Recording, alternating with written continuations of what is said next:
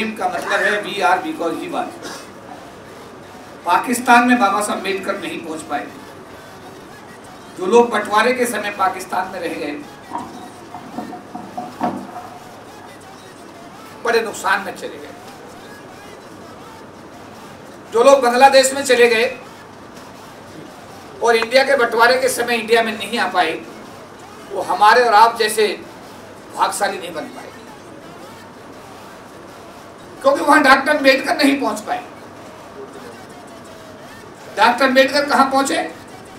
New York की नौकरी छोड़ करके, न्यूयॉर्क में नौकरी मिली नहीं ली, लंदन में नौकरी ऑफर हुई नहीं ली, कोलंबिया विश्वविद्यालय में कहा कि आप यहाँ प्रोफेसर बन जाइए, नहीं बने। लंदन में कहा कि आप यहाँ प्रोफेसर बनिए, नहीं बने। पढ़ाई लिखाई करके कहां पर आए? कहां पे आए? भारत में। किस लिए आए? इसलिए आए कि मैं अपने गरीब समाज के आंसू पूछूंगा। और ये बात सही है कि हमारे जैसे, आप जैसे जो लोग हैं, उनके आंसू पूछने का काम बाबा साहब अम्बेडकर ने बड़ी सफलतापूर्वक किया।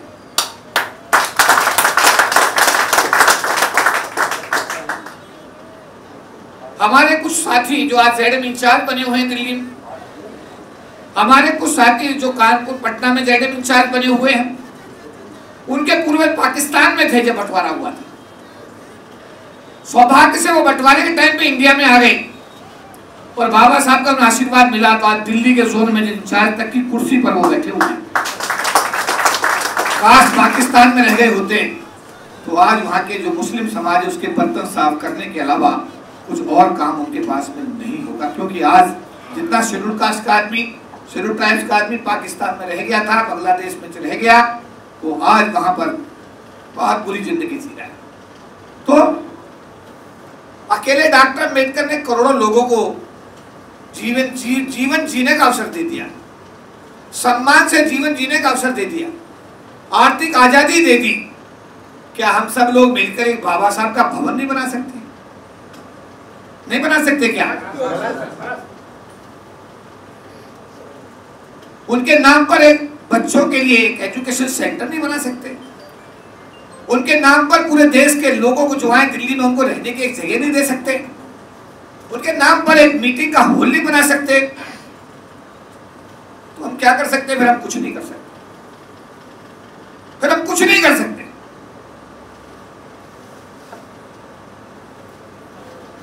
इसी कड़ी में एक प्रयास हुआ, आप सबका विश्वास रहा, सबने विश्वास दिया, ये होना है, होना है तो हो गया। आज होना है तो आज हो गया।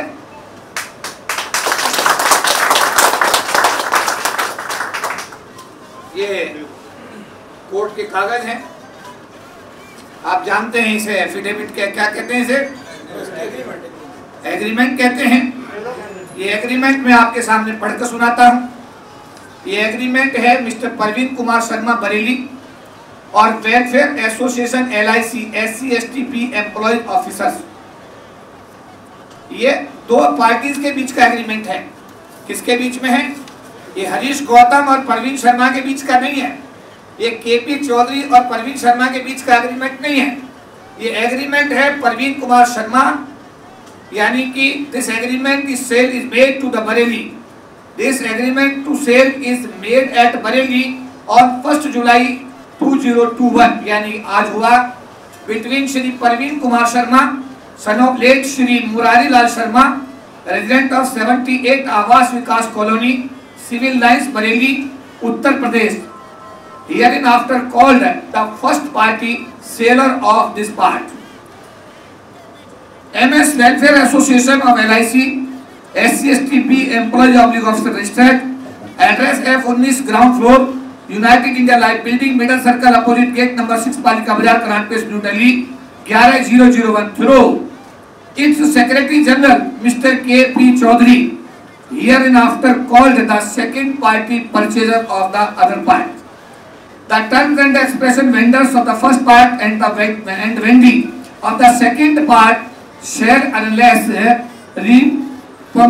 the context mean and include their respective heirs, successors, executors, nominees, assigns administrators and legal representatives. The details of the property is the first party seller is absolutely owner of plot number B10 Kosambi Ghaziabad Uttar Pradesh 201010. Plot size 480 square meters means 500 square gaj. Here in after referred as the said property for their confined need and requirement have agreed to sell, and the second party purchaser has agreed to purchase for a total sale consideration 5 crores 65 lakhs rupees, 5 crores 65 lakhs only. Now this agreement to sell witness is under. तो इसमें सारे agreement की term and conditions decide की गई हैं। इसमें witness हैं दोनों आप, यानी on behalf of the association I have signed this agreement as well as our दो विटनेसेस हैं। विटनेसेस श्री प्रीतम सिंह जो डिवीजनल प्रेसिडेंट हैं, खड़े हो जाएं। प्रीतम सिंह जी डिवीजनल प्रेसिडेंट हैं देहरादून डिवीजन के, वो इसमें विटनेस हैं। और इसमें अरविंद महेश्वरी जो उसने ये प्लॉट का बीच में मध्यस्थता किए गए है। इस एग्रीमेंट की एक एक कॉपी आपको दी जा रही है। जैसे आप जाएं और अपने क्षेत्रों में उन लोगों को, कम से कम जो लोग परेशान थे हमारे इस बालिका हाउस के लिए, बड़े परेशान थे। वो अपने घर के लिए परेशान नहीं थे, अपने बच्चों की एजुकेशन के लिए परेशान नहीं थे, वो अपनी टांग टूट रही उसके इलाज के लिए परेशान, बट हमारे बालिका हाउस के लिए परेशान थे। पता नहीं क्यों परेशान थे। ये हमारा काम, हमारा संतान अपने आप देखेगा, तुम अपना देखो यार, लेकिन वो अपना ना देखकर हमारा चेहरा देखते हैं। तो मेरा ख्याल ये है आज हमारे डिविजनल सेक्रेटरीज जो फील्ड में इस बीमारी का सामना कर रहे थे, आज इस एसोसिएशन ने ये आपको हथियार दे दिया है, और ये हथियार आपके फील्ड में जाने के लिए मुझे लगता है मील का पत्थर साबित होना चाहिए। सहमत है इस बात से? संगठन के द्वारा 1 करोड़ रुपए का चेक, जिसका चेक की डिटेल है इसमें लिखा हुआ है। 1 करोड़ चेक का जो डिटेल है जो अभी दिया गया है वो हैंडओवर कर दिया गया है अपने जो इसका पार्टी, इसका प्लॉट का मालिक है। और बाकी जो अमाउंट है जैसा बताया गया 4 लाख मैं पढ़ ही देता हूँ। In pursuance of the agreement to sale and in consideration the total sum rupees 5 crore 65 lakhs, out of which the first party seller received 1 crore rupees from the second purchaser, white check number 421482 dated 1st July 2021, drawn in at Punjab National Bank, Connaught Place, New Delhi 11001. Till the timing of the signing of this agreement to sale, the receipt of which the first party seller hereby admit and acknowledge, and remaining balance amount rupees 4 crore 65 lakhs would be given to the first party seller by the second party purchase on or before 15th October 2021। यानी कि 14 अक्टूबर 1956 को बाबा साहब अम्बेडकर ने बौद्ध धर्म स्वीकार किया था। विजयदशमी का दिन माना जाता है। 14 अक्टूबर की अगर छुट्टी रहती है तो यह एग्रीमेंट 15 अक्टूबर को होगा, और अगर 14 अक्टूबर को कोर्ट खुला रहता है तो ये एग्रीमेंट है गाजियाबाद की कोर्ट में 14 अक्टूबर को। ठीक है, अब हमारे पास एक टाइम लिमिट आ गई है। Now we are running with a limit of time that we have to make the payment to the owner of the plot latest by 15 October 2021। अब देखना ये कि चुनौती तो हमारे सामने है, चुनौती तो है, और चुनौती को अकेला आदमी तो पूरा नहीं कर सकता, हम सबको मिलकर करना पड़ेगा। बहुत सारे मंडल हैं, बहुत अच्छा कर रहे हैं, बहुत सारे कोशिश कर रहे हैं, बहुत सारे पाइपलाइन में हैं, लेकिन मैं ये जरूर कहूंगा कि शायद आज जो ये प्रयास हुआ इसके लिए हमारे 8 मंडल के साथी यहाँ पर आए हैं। आगरा मंडल से हमारे सेक्रेटरी साहब सुरेश जी जो करीब 30 लाख का, शायद वो कह रहे हैं कि 20 लाख का चेक हम अभी आपको दे रहे हैं, 10 लाख का चेक वो दिन मतलब जल्दी ही जुलाई में दे देंगे। अलीगढ़ के साथी यहाँ पर हमारे 10 लाख का चेक उनका तैयार है, और मेरठ के साथी 30 लाख का चेक उनका तैयार है, 20 लाख की व्यवस्था में है, और 17 जुलाई को 50 लाख का चेक हैंडओवर कर रहे हैं। हल्द्वानी भी 10 लाख के चेक के लिए बिल्कुल तैयार बैठा है, देहरादून भी 10 लाख के चेक के लिए तैयार बैठा है, कानपुर 20 लाख, लखनऊ 20 लाख, बरेली 20 लाख, इलाहाबाद 10 लाख, गोरखपुर 10 लाख, फैजाबाद 15 लाख, वाराणसी 20 लाख। ये टोटल अमाउंट आपके जोन से 2 करोड़ 25 लाख का बैठा है।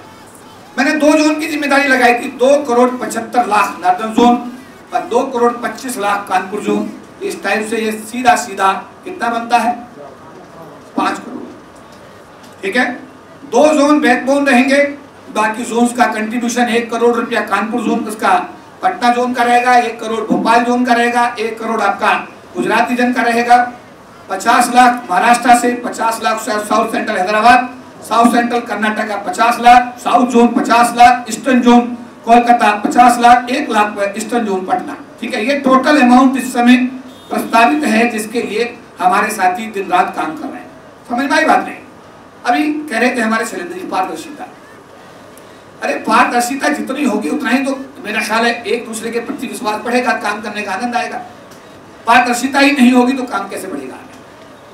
हमने कहा सब आ जाओ, सब बैठ जाओ अंदर, बात हो रही, सब सुनो। जो लोग उस समय लकी थे, जो पहुंच गए थे, वो सब लोग अंदर थे। कुछ लोग हमारे आने में लेट हो गए, जैसे हमारे मेरठ के साथी थोड़ा डिले हो गया, हल्द्वानी के साथी नजदीक थे इसलिए थोड़ा डिले हो गया, 1-2 डिवीजन और थे हमारे जो, लेकिन जो लोग पहुंच गए थे वो सब लोग अंदर डिस्कशन का हिस्सा बने। और सौभाग्य है हमारे देहरादून के अध्यक्ष का, वो तो इस एग्रीमेंट का विटनेस ही बन गए। बहुत बड़ी ताली बजाओ उनके लिए बड़े सौभाग्य की बात। रात दोनों सेक्रेटरी साहब हमारे आ गए थे, हम भी रात आ गए थे। रात हमने 2 बजे तक मीटिंग ली, 2 बजे तक लोगों को हम समझाते रहे, बात होती रही। मेरा कहना यह है, जीवन का अगर सार समझ में आ जाए, भगवान बुद्ध को अगर पढ़ लिया जाए, बाबा साहब को पढ़ लिया जाए, सवाल कुछ बचता ही नहीं। मेरे जीवन में लोगों को सवाल है, मेरे जीवन में कोई अस्थिरता नहीं है। मैं जहां भी रहूंगा काम करूंगा, जो भी काम मुझे मिलेगा मिशन का करूंगा और हैप्पीली करूंगा, स्वस्थ भी रहूंगा, सम्मान भी मुझे मिलेगा। ये जो लड़ाई झगड़ा टंटा, प्रेसिडेंट सेक्रेटरी 2 आदमी साथ नहीं है, क्यों नहीं साथ भाई? क्यों झगड़ा कर रहे हो? तुम्हारी को जागीर बैठ रही है, बाबा साहब के दोनों सिपाही हो, दोनों बाबा साहब के नौकर हो तुम लोग। तुम कोई एहसान नहीं कर रहे एक दूसरे में, तुम बाबा साहब की नौकरी कर रहे हो, तुम दोनों बाबा साहब का कर्ज पूरा कर रहे हो, उतार रहे हो, फिर तुम क्यों झगड़ा करते हो जी आपस में? जहां ये प्रॉब्लम है मैं वार्निंग दे रहा हूं, या तो मिलकर के सुधार लो, दोनों को हटा दूंगा मैं, या तो ये अपने आप को सुधार लीजिएगा। आप बाबा साहब के सिपाही हैं, बाबा साहब के मिशन के लिए काम करते हैं, दोनों आप लोग बाबा साहब के, मैं भी नौकर बाबा साहब का, आप भी नौकर बाबा साहब के। एहसान किस बात का जी? अगर कहीं 2 प्रेसिडेंट सेक्रेटरी में प्रॉब्लम है, मेरा निवेदन है कि आप आज से उस प्रॉब्लम को ठीक कर लीजिएगा, दूर कर लीजिएगा, मिलकर काम करिए, एक दूसरे के पूरक बन के काम करिए। अगर ऐसा नहीं हुआ तो मुझे मजबूरन दोनों को हटाना पड़ सकता है। क्यों? मुझे हटाने का शौक है, मुझे तो काम करने वाले लोग चाहिए। लेकिन 1 - जब 0 होता है, 1 - 1 कितना होता है? 1 - 1 कितना होता है जी? और रिजल्ट अगर 0 आता है तो ऐसा मूवमेंट चलाने में तो घाटा है। इसलिए अगर किसी प्रेसिडेंट की गलती से, अगर किसी सेक्रेटरी की गलती से अगर मिशन माइनस होता है तो प्रेसिडेंट भी समझ ले, अपने आप को सुधार ले, और सेक्रेटरी भी समझ ले, अपने आप को सुधार ले।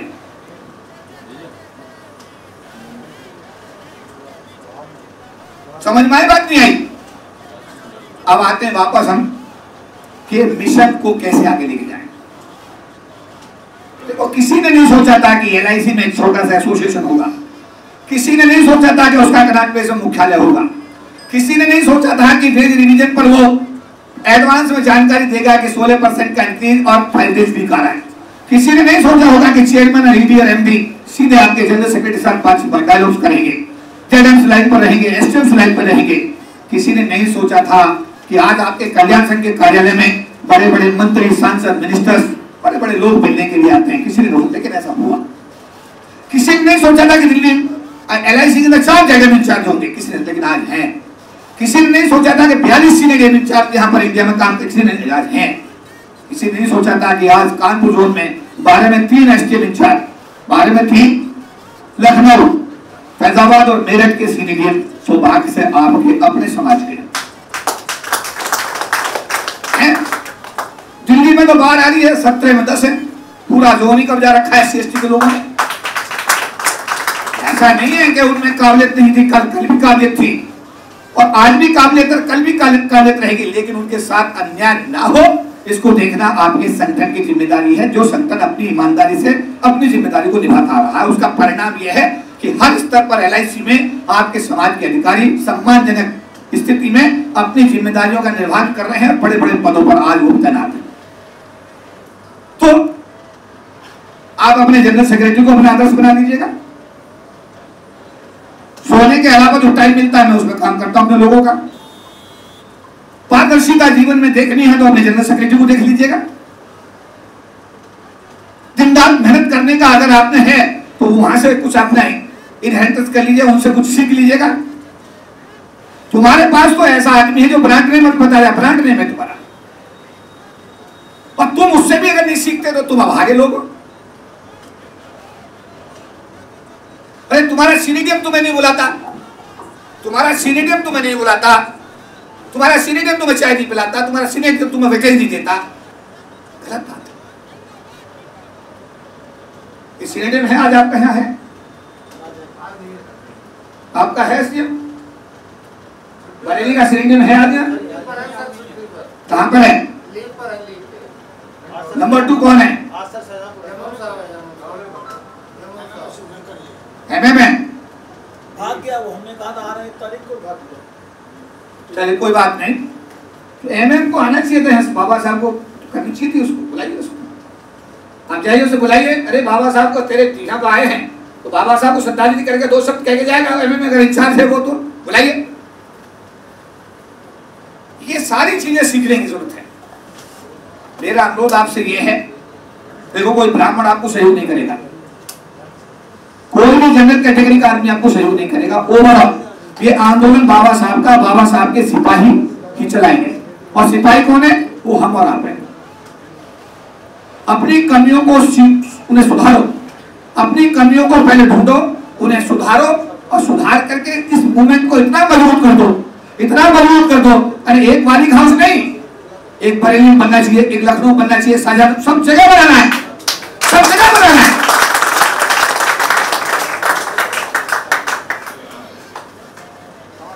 इसके लिए एक ना मैंने पहले एक तो बना ले, पहले एक बन जाए, उसके बाद अभी पहले तो एक ही बन जाए ना, उसको बनाओ। लेकिन सवाल उल्टे सीधे आते रहते हैं, आते रहेंगे, उनमें कोई नई बात नहीं है। मेरा आप लोगों से अनुरोध रहेगा कि वेज रिवीजन में आपकी एसोसिएशन को पूरे देश ने अप्रिशिएट किया। वेज रिवीजन में आपकी एसोसिएशन के कार्यों की जनरल कैटेगरी के लोगों ने सराहना की। ये बात सही है गलत? पूरी मैनेजमेंट ने सराहना की। आपके पास कलेक्शन करने का एक बड़ा लॉजिक भी है, बड़ा एक ठोस कारण भी है कि आप जाएं अपने लोगों से बात करें, उनको समझाएं। जो लोग ना समझ है, अरे क्यों यूनियन को चंदा दे रहे हो, रिजर्वेशन के खिलाफ जो काम कर रहे हो उनको क्यों मजबूर कर रहे हो आर्थिक रूप से? अरे भैया ये तो गलत बात है। तो आप लोग अपना कम से कम जो आपका, देखिए ये जो आपका आपके हाथ में अब ये है कि जो जितना भी आपका कंट्रीब्यूशन अब आएगा इस मालिक हाउस की, जो एक आंदोलन की जो चिंगारी यहां से आने वाले समय में निकलेगी, आप ये मान के चलिएगा उसके सूत्रधार आप भी बन सकते हैं अगर आप ईमानदारी से, मेहनत से अपने डिवीजन में काम करेंगे, अपने डिवीजन जाएंगे, लोगों को समझाएंगे, अपना घर छोड़ेंगे, अपनी पत्नी को छोड़ेंगे, अपने वैश्विक तक छोड़ेंगे। और अगर आप फील्ड में उतरेंगे, 10 आदमी जाएंगे, 5 आदमी जाएंगे, तो निश्चित रूप से जो टारगेट अभी बताया गया वो टारगेट, और वो छोटा टारगेट है, उससे बड़ा टारगेट ही बन सकता है, बड़ा टारगेट ही बन सकता है। लेकिन उसके लिए आपको जाना पड़ेगा, फील्ड में उतरना पड़ेगा, लोगों के पास अप्रोच करनी, घर बैठे। ऐसा नेतृत्व तो मेरा भी नहीं है कि मैं अगर ना जाऊं, अरे अगर ऐसा होता तो मैं क्यों आता, मैं आपको आज डिवीजन को बुलाकर आज क्यों समझाता? इसका मतलब मैं खुद आया हूं आपको समझाने के लिए, आपको बताने के लिए। मैं आया नहीं आपके बीच में। क्या आप अपने ब्रांचों में अपने लोगों के बीच में जा रहे? जवाब है ज्यादातर नहीं, ज्यादातर का जवाब है नहीं। हालांकि कोविड एक प्रॉब्लम रहा है, लेकिन भाई अब कोविड ने थोड़ा सांस दिया है तो आप निकल जाओ। ये जुलाई के अंदर जो डेट मिली है उसके अंदर जो आपको टारगेट किया जा है, एक समझाने के, एक बात कहकर समझा के अपनी बात खत्म करूंगा। एक आदमी बरेली से दिल्ली के लिए रोडवेज की बस में चढ़ा, किराया था 500 रुपया, उस आदमी के पास थे 450 रुपए। सरकारी गाड़ी थी, कंडक्टर ने कहा लाओ भाई टिकट लो। उसने कहा मेरे पास तो 450 रुपया। उसने कहा कि नहीं 500 रुपए का टिकट है भैया, तो गाड़ी सरकारी है, मैं पैसे पूरे दो। उसने कहा मेरे पास तो 450 ही है। उसने कहा ठीक है, तो उसने सीधी मारी, ड्राइवर से कहा गाड़ी रोक और सुल्तान। अब आप बताओ, जब आपके पास 500 रुपए होंगे नहीं तो आप दिल्ली पहुंचोगे कैसे? कैसे पहुंचोगे? यानी कि अगर 5 करोड़ 65 लाख प्लस 1% जो इसमें लिखा हुआ है वो जो बीच का आदमी है उसका हो गया, तो यानी कि उसका भी कितना हो गया? 5.5 लाख उसका भी हो गया करीब करीब। ठीक है, इसके अलावा म्यूटेशन का खर्चा, रजिस्ट्री का खर्चा, यानी ये 6.25 करोड़ के आसपास का प्रोजेक्ट बन जाएगा। बात समझे बात आप? और 6.25 करोड़ अगर नहीं होगा तो प्लॉट आपके नाम आएगा ही नहीं। अब प्लॉट अगर आएगा नहीं तो आगे बढ़ोगे कैसे?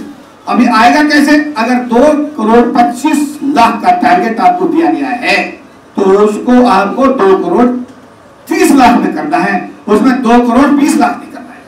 समझ में आई बात मेरी? नहीं आई? अगर 2 करोड़ 20 लाख कर दिया तो 5 लाख कहां से आएगा? वो 50 रुपए के चक्कर में तो वो बस से उतार दिया उसने। अरे मेरी बात समझ में आ रही नहीं आ रही? क्यों भाई? है सही बात है गलत है? तो भैया मेरे, आप लोग जो हमारे जुझारू साथी हम आए हैं आज, उनका साधुवाद करता हूं।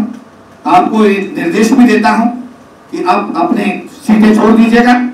अब तक ऑनलाइन जो पेमेंट आनी थी आ गई।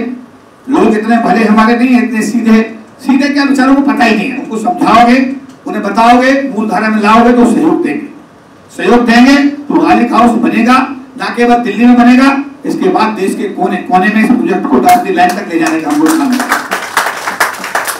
तो मैं आज हमारे बरेली के साथी इनका साधुवाद करता हूं, धन्यवाद करता हूं कि इतने शॉर्ट नोटिस पे, परसों कहा गया था शायद, तो हम लोग आ रहे हैं। रैंडम प्रोग्राम होता है, ये लोग भी टेंशन में आ जाते हैं, अचानक ही पता नहीं क्या प्रॉब्लम आ गई। अच्छा, उसके बाद में सभी हमारे 8 मंडलों के हमारे पदाधिकारी यहाँ पर आए, उन सब ने आकर के इस सभा को संपन्न किया और आप सबकी शुभकामनाओं से बड़ा अच्छा रहा। 1 जुलाई, आज 1 जुलाई है ना, 1 जुलाई में आज आप एक प्लॉट में 1 करोड़ रुपए का चेक हैंडओवर करने के बाद में एग्रीमेंट, जो आपकी रिक्वायरमेंट थी, आपसे उल्टे सीधे सवाल पूछे जा रहे थे, व्हाट्सएप पर सवाल किए जा रहे थे, उन सवालों का जवाब शायद इस एग्रीमेंट के माध्यम से आप अपने डिविजन्स में ऐसे एलिमेंट्स को जो हमेशा संगठन विरोधी, समाज विरोधी गतिविधियों में रहते हैं, उनको जवाब देने में निश्चित रूप से आपको सफलता मिलेगी। मैं आज इस मौके पर आप सबको बहुत बहुत बधाई देता हूं। मैं भी बहुत खुश हूँ। हमारे संबोधी कहते थे बना दो सर, बना दो सर, बना दो। संबोधी आज एक कदम आगे बढ़ गए और आज एग्रीमेंट तो साइन हुआ और मेरा विश्वास है कि 15 अक्टूबर 2021 को विजयदशमी, जो हमारा बाबा साहब अम्बेडकर का जो पूरे विश्व में मनाया जाता है, उस दिन ये बालिका परिवार पूरे देश में धूमधाम के साथ अपने बालिका हाउस के स्थापना दिवस के रूप में से मनाएगा, याद किया जाएगा। आप सब लोग साथ लेने के लिए तैयार हैं? तैयार हैं? जिसकी जितनी जिम्मेदारी है उसको पूरी तरह निभाओगे? उसमें कोई कमी तो नहीं आएगी? चलिए, जय हिंद। नेशनल दस्तक की आपसे गुजारिश है कि अगर इसको बचाना चाहते हैं तो नेशनल दस्तक को सब्सक्राइब करने के लिए रेड कलर के सब्सक्राइब बटन को दबाएं, फिर बेल आइकन की घंटी दबाएं। नेशनल दस्तक को बचाने के लिए बहुत जरूरी है कि हर खबर को शेयर करें, लाइक करें, कमेंट जरूर करें।